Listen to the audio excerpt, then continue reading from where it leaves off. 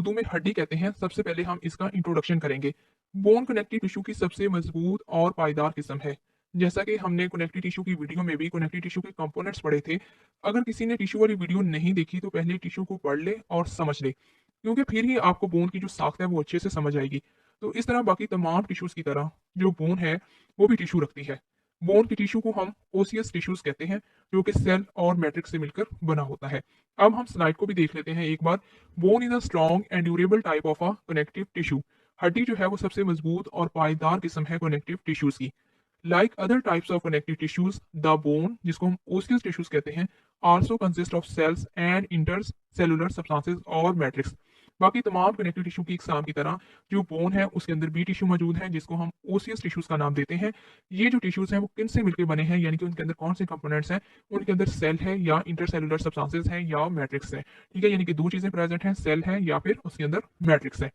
The matrix of bones has the special property of being rigid because it is impregnated with mineral salts, mainly calcium and phosphate. जो bone है, bone के matrix में एक खास किस्म की जो है वो खसूसियत मौजूद होती है। इसमें मिनरल साल्ट जैसे कि कैल्शियम हो गया, फास्फेट वगैरह ये भी मौजूद होते हैं।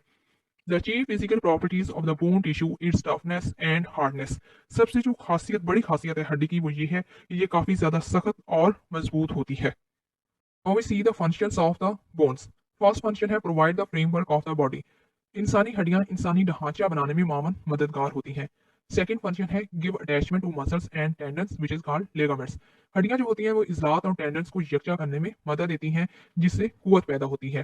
थर्ड फंक्शन है permit movements of the body as a whole and of parts of the body. इंसानी जो हड्डियां हैं इंसानी बॉडी के तमाम या कुछ हिस्सों को हरकत देने में मदद देती हैं। मिसाल के तौर पे जैसा कि बाजू बिल्कुल फ्री हरकत कर सकते हैं और गर्दन जो है वो सिर्फ दो तरफ में जो है वो हरकत कर सकती है। Next is the fourth function is contain red bone marrow in which blood cells develop. It is called hematopoiesis. हड्डियों के अंदर असल में जो गूदा मौजूद होता है इसको हम बोलते हैं रेड बोन मैरो। ये जो रेड बोन मैरो यानी कि जो गूदा होता है, ये खून के सेल बनाने में बहुत ज्यादा मदद देते हैं। खून के बनाने के इस अमल को हम हेमेटोपाइसिस बोलते हैं। अब चलते हैं लास्ट फंक्शन की तरफ, जो कि है provide a reservoir of minerals specially calcium and phosphate. हड्डियां जो होती हैं वो जखीरा अंदोजी का भी काम करती हैं। ये मिनरल्स को अपने अंदर महफूज कर लेती हैं, जैसे कि हमारे पास हो गया कैल्शियम हो गया और फॉस्फेट वगैरह। और जब इंसानी बॉडी को इनकी ज़रूरत होती है तो ये उस वक्त जो है वो हमारे काम आती हैं। अब देखते हैं बोन्स में कौन कौन से सेल मौजूद होते हैं। जैसे कि हमने पिछली स्लाइड में पढ़ा था कि बोन्स में टिश्यूज मौजूद होते हैं और इन टिश्यूज को हम ओसियस टिश्यूज का नाम देते हैं। ये जो ओसियस टिश्यूज होते हैं ये सेल और मैट्रिक्स से मिलकर बने होते हैं। इस स्लाइड में हम सेल देखते हैं कि बोन में कौन कौन से सेल जो है वो मौजूद होते हैं, और फिर अगली स्लाइड में हम मैट्रिक्स की डिटेल देखेंगे। बोन में तीन इकसाम के सेल होते हैं, ओस्टियोब्लास्ट, ओस्टियोसाइट्स और ओस्टियोक्लास्ट।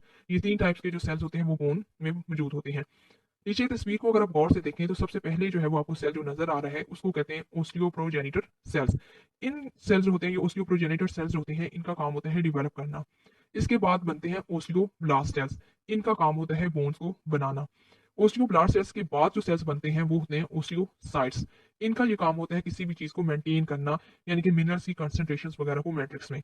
और सबसे आखिर में जो सेल बनते हैं इसको कहते हैं ओस्टियोक्लास्ट, और इनका काम होता है रीअब्जॉर्प्शन करना, यानी कि दोबारा से रीअब्जॉर्ब करना, दोबारा से जज़ब करना। तो इस स्लाइड के अंदर जो सबसे इंपॉर्टेंट चीज है वो ये है, ये three different types of the cells are found in the osseous tissues which are these are the osteoblast, osteocytes and osteoclast. अब देख लेते हैं बोन टिश्यू का दूसरा कंपोनेंट, जो कि है मैट्रिक्स। मैट्रिक्स दो कंपोनेंट्स पर मुश्तमिल होता है, इनऑर्गेनिक कंपोनेंट्स पर और ऑर्गेनिक कंपोनेंट्स पर। The bone matrix consist of inorganic and organic components. सबसे पहले बात कर लेते हैं इनऑर्गेनिक कंपोनेंट्स की, जिसको हम मिनरल कंपोनेंट्स भी बोलते हैं। मिनरल कंपोनेंट्स का ये काम होता है कि ये बोन को सख्त रखने में मदद देते हैं और तकरीबन 65 हिस्सा इन पर मुश्तमिल होता है। The inorganic mineral components of bone matrix is responsible for hardness of the bone tissue and constitutes about 65% of the raw weight of bone. अब चलते हैं ऑर्गेनिक कंपोनेंट्स की तरफ, जो कि दूसरा कंपोनेंट है। ऑर्गेनिक कंपोनेंट्स जिसके अंदर आ जाते हैं कैल्शियम होंगे और फास्फोरस वगैरह शामिल है। वो अगर ज्यादा मिकदार में जो है वो सोडियम, मैग्नीशियम कार्बोनेट और सिट्रेट वगैरह शामिल है। अगर तमाम ऑर्गेनिक कंपोनेंट्स की अगर आप मिकदार को देखें तो कैल्शियम और फास्फोरस बहुत ही कम मिकदार में होते हैं, जबकि बाकी जितने भी थे वो जैसा कि सोडियम हो गया, मैग्नीशियम हो गया, कार्बोनेट और सिट्रेट वगैरह, ये ज्यादा मिकदार के अंदर मौजूद होते हैं। अब हम एक बार स्लाइड को भी देख लेते हैं। The organic components include calcium and phosphate are chief bone minerals.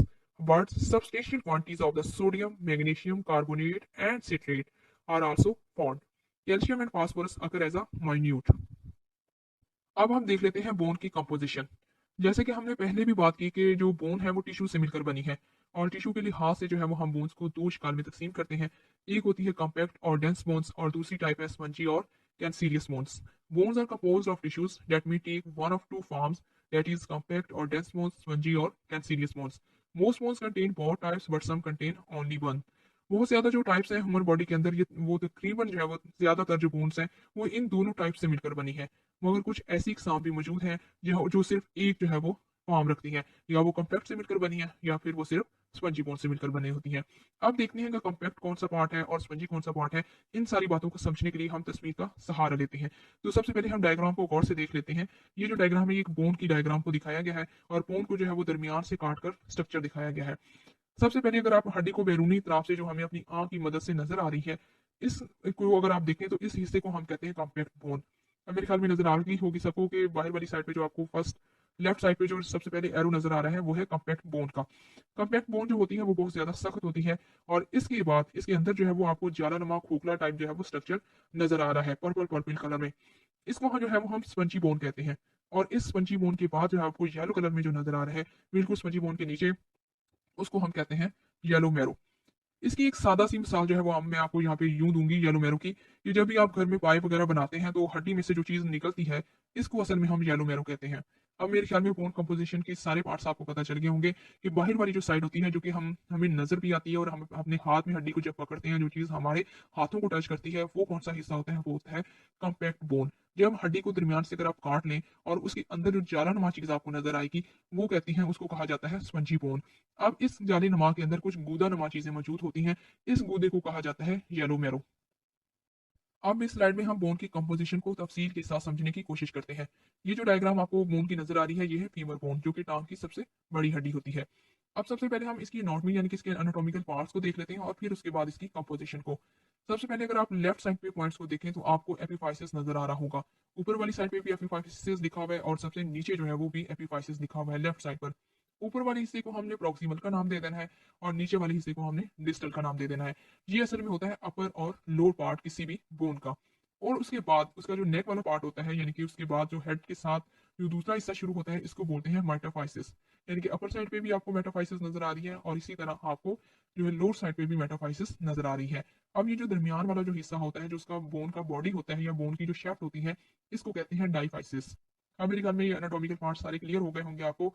अब चलते हैं हम अपने लेफ्ट साइड पे।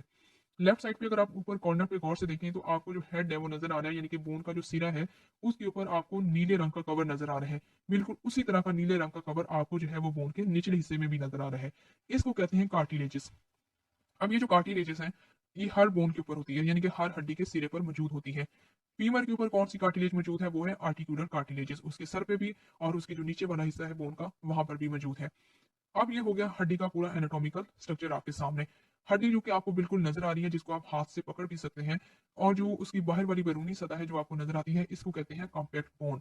जैसे ही हम कॉम्पैक्ट बोन को जो है वो उतार देते हैं या उसको दो हिस्सों में तकसीम कर देते हैं तो उसके बाद जो है वो उसके अंदर जो जालानुमा आपको चीज नजर आ रही होती है इसको कहते हैं स्पंजी बोन। अब ये जो स्पंजी बोन होती है उसके अंदर जो येलो मैरो यानी कि पीले रंग का जो आपको कूदा नजर आ रहा होता है वो होता है येलो मैरो।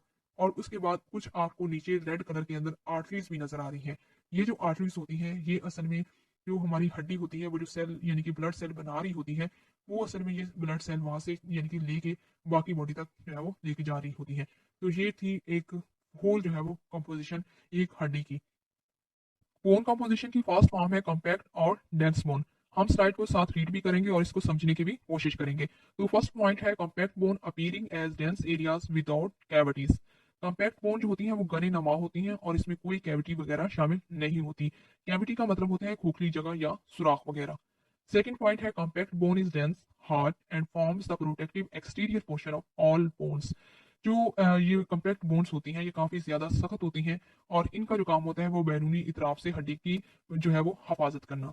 थर्ड पॉइंट है bone matrix is solidly filled with organic ground substances and inorganic substances, leaving only teeny spaces which is called lacunae that contains the osteocytes or bone cells. सबसे पहले इसको मैं एक बार दोबारा से read करती हूँ कि bone matrix is solidly filled with organic substances and inorganic substances.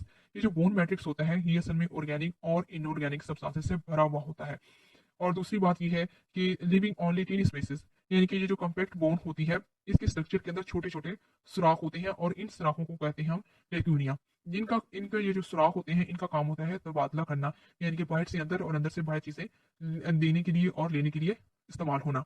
That contain the osteocytes और द बोन सेल्स। और इन्हीं में जो है वो ये जो लिक्यूनिस होते हैं इन्हीं में बोन सेल्स जो है वो मौजूद होते हैं, जैसे कि ऑस्टियोसाइट्स वगैरह। अब देख लेते हैं सबसे लास्ट पॉइंट, वो क्या है कि compact bone makes up 80% of the human skeleton. इंसानी ढांचे का जो 80% बोन्स होती हैं वो ये कॉम्पैक्ट बोन से मिलकर ही बनी होती है। बोन कंपोजिशन की दूसरी टाइप है स्पंजी और कैंसिलियस बोन्स। इस स्लाइड को रीड करने के साथ ही आपको सही से जो है वो समझ आएगी। Spongy bone is which the bone substance is in the form of cylinder spicules. Spongy bone substances असल में बिल्कुल पतले सुई की तरह की शक्ल में मौजूद होते हैं। सिलेंडर का मतलब होता है बारीक पतला और स्पैक्यूल्स का मतलब होता है बारीक नीडल्स की तरह मगर क्रिस्टल्स शक्ल के अंदर जो है वो मौजूद होते हैं। And trabecular separated from each other by numerous interconnecting cavities. इन बारीक खानों को जो चीज आपस में अलहदा करती है इसको कहते हैं ट्रेबिक्यूलर्स। अगर आप लास्ट स्लाइड के अंदर जो है वो दोबारा से बोन की जो है वो स्ट्रक्चर देखें तो आपको वहां पे ट्रेबिक्यूलर क्लियरली जो है वो नजर आ जाएगा। नेक्स्ट पॉइंट की तरफ चलते हैं जो कि है spongy bone is inside the compact bone and is very porous full of tiny holes. ये जो स्पंजी बोन्स होती हैं ये दर हकीकत जो है वो कॉम्पैक्ट बोन के अंदर वाली तय होती है, जैसा कि हमने पीछे तस्वीर में भी इस चीज को क्लियर कर लिया है। और इस स्ट्रक्चर के अंदर यानी कि काफी ज्यादा खाली सुराख होते हैं जिनको हम टेनी होल्स बोलते हैं, यानी कि छोटे छोटे सुराख। एंड द नेक्स्ट पॉइंट क्या है कि cancellous bones make up of about 20% of the human skeleton. Spongy जो कैंसिलियस बोन्स होती हैं ये इंसानी ढांचे का तकरीबन 20% हिस्सा जो है वो बनाती हैं। एंड द लास्ट पॉइंट क्या है कि the bone tissue is composed of several types of the bone cells embedded in a web of inorganic salts, organic salts, जिसके अंदर ऑर्गेनिक साल्ट्स में इंक्लूड्स हैं calcium and phosphorus to give the bone strength and collagenous fibres and ground substances to give the bone flexibility. यहाँ पे वो actually वो ये बताना चाह रहा है कि जो स्पंजी बोन्स के टिश्यूज होते हैं वो मुख्तलिफ इकसाम से मिलकर बने हुए होते हैं। मसलन इनऑर्गेनिक साल्ट्स हो गए और ऑर्गेनिक साल्ट्स वगैरह। और ऑर्गेनिक साल्ट्स की एग्जांपल्स क्या है, कैल्शियम और फास्फोरस। ये जो कैल्शियम और फास्फोरस यानी कि जो ऑर्गेनिक साल्ट्स होते हैं ये असल में क्या करते हैं, ये बोन को मजबूत करते हैं। और कोलेजिनियस जो है फाइबर्स एंड ग्राउंड सब्सटेंसेस ये दोनों मिलकर जो है वो बोन को फ्लेक्सिबिलिटी प्रोवाइड करते हैं। अब इस तस्वीर की मदद से हम बोन कंपोजिशन को समराइज करने की कोशिश करते हैं। ये आपके सामने बोन का एक स्ट्रक्चर मौजूद है जो कि हाफ स्ट्रक्चर जो है वो शो कर रहा है कि बोन बिल्कुल कंप्लीट है, यानी कि बोन जो है वो मुकम्मल दिखाई गई है। जबकि दूसरा हिस्सा जो है वो बोन को दरमियान से काट के उसका इंटरनल स्ट्रक्चर भी आपको क्लियर किया गया है। तो बोन का जो बाहर वाली साइड होती है यानी कि उसकी जो बैरूनी इतराफ होती है उसको कहा जाता है कॉम्पैक्ट बोन। जब कॉम्पैक्ट बोन यानी कि उसको अगर ऊपर से रिमूव कर दिया जाए तो उसके अंदर जो जालानुमा चीजें आपको नजर आती हैं उसको कहा जाता है स्पंजी बोन्स। अब ये जो स्पंजी बोन्स है उसके दरमियान में जो एक लाइन होती है जिसको कहा जाता है एपिफिशियल लाइन। और इसके बाद स्पंजी बोन के बाद जो चीज नजर आती है वो होती है बोन मैरो, जिसको हम येलो मैरो भी कहते हैं, जो कि बिल्कुल फ्लेक्सिबल इन नेचर होता है। यहाँ पर जो तस्वीर में बात समझने की जरूरत है वो है, यहाँ पर आपको रेड कलर में और एक ब्लू कलर के अंदर कुछ जो है वो नजर आ रही है लाइनें। ये जो रेड कलर में है ये है आर्टरीज और जो ब्लू कलर में है वो है वेन्स, यानी कि इनका ताल्लुक खून से है। अगर आप तस्वीर को गौर से देखें तो स्पंजी बोन्स के अंदर आपको ये जो है वो आर्टरीज जाती हुई नजर आ रही है। इनका असल में क्या काम होता है कि हमने ये बात की थी कि हड्डियां जो है वो खून बनाती हैं। हड्डियां जब खून बनाती हैं तो ये जो शरियानें होती हैं यही वो खून लेकर असल में जाती हैं तमाम बॉडी की तरफ। और ये जो हड्डियां हैं जैसे कि हमने पहले भी बात की कि तीन ही होल्स होते हैं हड्डी के, कॉम्पैक्ट बोन के ऊपर जो है वो कुछ होल्स नजर आ रहे हैं। अगर आप इसको कट करके देखें तो आपको वो नजर आ रहे हैं कि वो जो आर्टरीज हैं उन सुराखों की मदद से वो अंदर की तरफ